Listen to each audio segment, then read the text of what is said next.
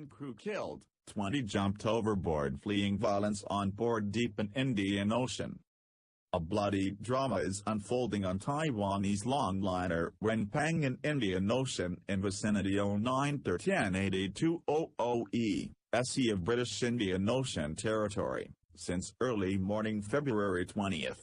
Taiwanese captain of longliner sent distress message at around 03:00 Taiwan time, reporting one Filipino crew going violent, attacking other crew with knife. One crew was killed, others nearby, who were on upper deck, jumped overboard. Crew consist of 24 people, including 10 Filipino, 11 Indonesian and 3 Taiwanese nationalities.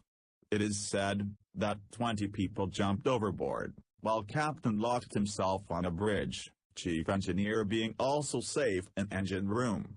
All Taiwanese fishing vessels in the area got the message and are steaming to assist. Taiwanese National Emergency Services are on alert, finding ways to assist the crew and secure vessel.